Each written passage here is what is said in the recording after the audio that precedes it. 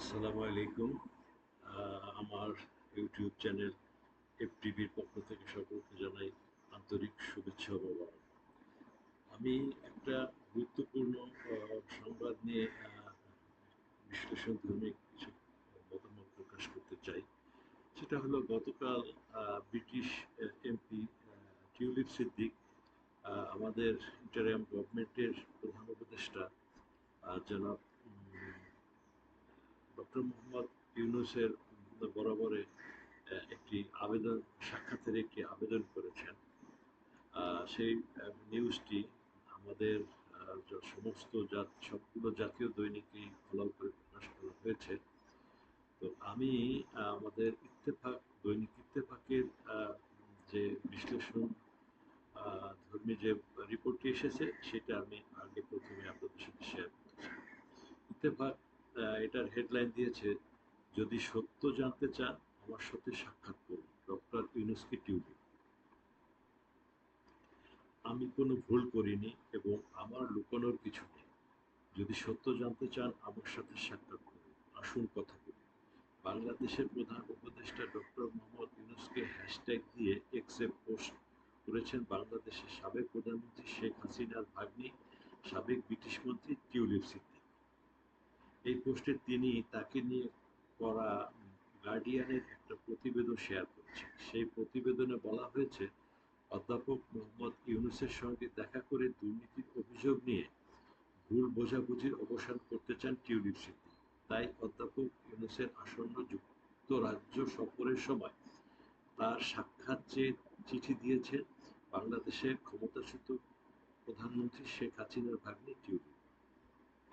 গার্ডিয়ানের প্রতিবেদনে আরও বলা হয়, টিউলিপের বিরুদ্ধে শেখ হাসিনা সরকারের আমলে বাংলাদেশের বাড়তি সুবিধা নেওয়ার অভিযোগ এনেছে কর্তৃপক্ষ। গত বছরের আগস্টে গণঅভ্যুত্থানের মুখে শেখ হাসিনা সরকারের পতন হয়। তিনি পালিয়ে যান ভারতে। বাংলাদেশে শেখ হাসিনার বিরুদ্ধে মানবতাবিরোধী অপরাধের বিচার প্রক্রিয়া শুরু হয়েছে। সংবাদ মাধ্যম টিউলিপের বিরুদ্ধে একাধিক অভিযোগ নিয়ে শোরগোল হয়েছে। এর মধ্যে টিউলিপ কিংবা তার মায়ের শেখ রেহানার বিরুদ্ধে প্রভাব খাটিয়ে ৭,২০০ বর্গফুটের প্লট নেওয়ার দুর্নীতি দমন কমিশনের দুদক অভিযোগ রয়েছে। টিউলিপ এসব অভিযোগ অস্বীকার করেছেন, আর টিউলিপের আইনজীবীরা বলছে এসব অভিযোগ রাজনৈতিক উদ্দেশ্যে প্রণোদিত, এর কোনো ভিত্তি নেই। আহ, সেই সঙ্গে সংশ্লিষ্ট কর্তৃপক্ষের সঙ্গে তার যোগাযোগ করছে না। সেই সঙ্গে সংশ্লিষ্ট কর্তৃপক্ষ তার সঙ্গে যোগাযোগ করছে না বলেও অভিযোগ টিউলিপ।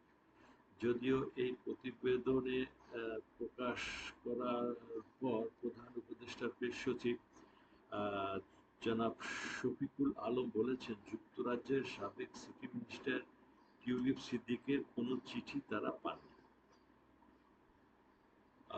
এখানে উল্লেখ্য যে আগামী ৯ জুন সোমবার দিন প্রধান উপদেষ্টা লন্ডনের উদ্দেশ্যে ঢাকা ত্যাগ করবেন এবং ১৪ তারিখ দেশে ফিরে আসবেন। প্রধান উপদেষ্টা তার সফরকালে যুক্তরাষ্ট্রের রাজা তৃতীয় চার্লসের সঙ্গে সাক্ষাৎ করবেন এবং ব্রিটিশ প্রধানমন্ত্রী কিয়ার স্টারমারের সঙ্গে দ্বিপক্ষীয় আলোচনা করবেন। তিনি যুক্তরাজ্য পররাষ্ট্র সচিব ডেভিড ল্যামি, অন্যান্য জ্যেষ্ঠ মন্ত্রী, রাজনৈতিক নেতা এবং নীতি নির্ধারণী ও ব্যবসায়িক সম্প্রদায়ের প্রভাবশালী ব্যক্তিদের সঙ্গে সাক্ষাৎ করবেন বলে আশা ব্যক্ত করা হচ্ছে। যা মূল কথা হলো, টিউলিপ সিদ্দিক যে আহ, আবেদনটি আমাদের প্রধানমন্ত্রী, আমাদের চিফ অ্যাডভাইজারের বরাবরে রেখেছে, এটা অত্যন্ত কৌশলী একটি আবেদন বলে আমি মনে করি। কারণ আহ, ব্রিটেনের যে ক্ষমতাসীন লেবার পার্টি, সেই লেবার পার্টিরই একজন সাংসদ আমাদের টিউলিপ সিদ্দিকী। এই টিউলিপ সিদ্দিক মন্ত্রী ছিলেন। বাংলাদেশের তার দুর্নীতির অভিযোগের কারণে তার মন্ত্রিত্ব ছেড়ে দিতে হয়েছে। তো এটা আসলে টিউলিপ সিদ্দিকির জন্য যতটা বেদনাদায়ক বা অপমানজনক, এটা মোটামুটি লেবার পার্টির জন্য অনেকটা প্রেস্টিজ ইস্যু বলে আমার কাছে মনে হয়। আর উনি যখন এইরকম একটা চিঠি আহ, ব্রিটেনের আমন্ত্রিত অতিথি বাংলাদেশের আহ, প্রধান উপদেষ্টা বরাবর দিয়েছেন, এখানে নিশ্চয়ই এটার সাথে লেবার পার্টির নীতি নির্ধারকদের ওপিনিয়ন নিয়েই তিনি করেছেন বলে আমি মনে করি। সুতরাং আমাদের প্রধান উপদেষ্টা ব্রিটেন আহ, সফরকালে টিউলিপ সিদ্দিকীর সাথে কি ধরনের রেসপন্স করবেন সেটা একান্তই তার নিজস্ব ব্যাপার এবং রাষ্ট্রীয় পলিসির ব্যাপার বলে আমার কাছে মনে হয়। তথাপি আমার কাছে আমি যেটা মনে করি সেটা হলো, আহ, যেহেতু এখানে ক্ষমতাসীন দলের একজন সাংসদ টিউলিপ সিদ্দিক, সুতরাং এক্ষেত্রে আমাদের প্রধান উপদেষ্টা অত্যন্ত বিচক্ষণভাবে এই আবেদনটাকে হ্যান্ডেল করা উচিত বলে আমি মনে করি। এখানে আমাদের প্রধান উপদেষ্টা প্রেস সচিব সাহেব যাই বলুক না কেন, তারা চিঠি পেয়েছে কি পায়নি সেটা একটা অফিসিয়াল বা একটা ব্যাপার, কিন্তু যে গণমাধ্যমে টিউলিপ সিদ্দিকীর যে আবেদনটা সেটা গণমাধ্যমে এসেছে। গণমাধ্যম থেকে যে আমরা যেটা দেখেছি এবং পত্রপত্রিকাতে যেভাবে এসেছে, বিষয়টা অত্যন্ত সত্য এবং এটা একটা অত্যন্ত কৌশলী একটা ব্যাপার। সুতরাং আমাদের বাংলাদেশের এখন যারা রাষ্ট্র ক্ষমতায় আছেন, তাদেরকে এক্ষেত্রে অত্যন্ত কৌশলী এবং অত্যন্ত আহ, বিজ্ঞচিত সিদ্ধান্তে আহ, দিতে হবে বলে আমি মনে করি। এটাকে ইগনোর করার কোনো বিষয় নয় বলে আমি মনে করি। এটাকে মানে চিঠি পাইনি বা চিঠি আনুষ্ঠানিকভাবে দেয়নি এই ধরনের কথা বলে বিষয়টাকে এড়িয়ে যাওয়াটা কতটা যুক্তিযুক্ত হবে সেটা আহ, সময় বলবে। আমার কাছে মনে হয় যে এই বিষয়টা কি অত্যন্ত আহ, গুরুত্বের সহিত দেখে প্রয়োজনে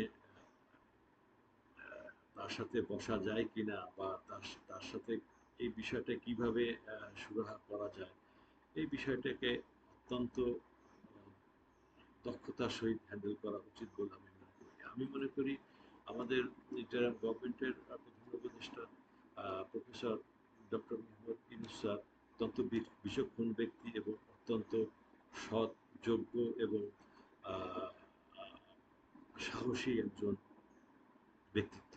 সুতরাং এক্ষেত্রে যদি টিউলিপ সিদ্দিকীর সাথে বসতে হয়, আমার কাছে মনে হয় সেক্ষেত্রে আহ, প্রয়োজনীয় সাক্ষ্য মানে ডকুমেন্ট সাথে নিয়েই তাকে বসতে হবে। কারণ যেহেতু বাংলাদেশ থেকে অভিযোগ এসেছে, সেক্ষেত্রে এটাকে প্রমাণ করা এখন, যদিও এটা আদালত প্রমাণ করবে সে, তথাপিও এই ক্ষেত্রে যদি কোনো একটা বৈঠকের অ্যারেঞ্জমেন্ট হয়েই থাকে বা সিদ্ধান্ত নেওয়া হয়, সেক্ষেত্রে প্রয়োজনীয় ডকুমেন্টগুলো আমার মনে হয় সঙ্গে থাকা অত্যন্ত জরুরি। কারণ এই যে তার আবেদনটা, এটা সমস্ত ব্রিটেনের নাগরিকগণ অত্যন্ত তীক্ষ্ণতার সহিত এটাকে অবজার্ভ করবে। সুতরাং এখানে এই জিনিসটাকে আমার কাছে মনে হয় ইগনোর না করে তার সাথে যদি বসার সময় সুযোগ হয় তাহলে বসা উচিত, এবং আমাদের কাছে বা রাষ্ট্রের কাছে যে ধরনের এভিডেন্স আছে সেগুলিকে উপস্থাপন করা উচিত। বিষয়টাকে গুরুত্ব দিয়ে দেখা উচিত এই কারণে যে আসলে আহ, ব্রিটেন আমাদের উন্নয়ন সহযোগী। তাদের আহ, ক্ষমতাসীন দলেরই একজন সাংসদ, তার উপরে একটা অভিযোগ আমাদের রাষ্ট্রীয়ভাবে আনা হয়েছে, সেটাকে আমার কাছে মনে হয় প্রমাণ করার আহ, প্রয়োজন আছে। এটা আদালতের প্রমাণ একটা ভিন্ন একটা জায়গা, কিন্তু ব্রিটেন সমস্ত ব্রিটেনের অধিবাসীগণ, এই ব্রিটেনের নাগরিকগণ, তারা কিন্তু বিষয়টাকে অত্যন্ত আহ, উপেক্ষার সহিত বা অত্যন্ত ইমোশনের সহিত বিষয়টিকে দেখবে। তো আমার কাছে মনে হয় বিষয়টিকে সেইভাবেই দেখা উচিত। আহ, এই এইটুকু বলাই আমার দরকার ছিল।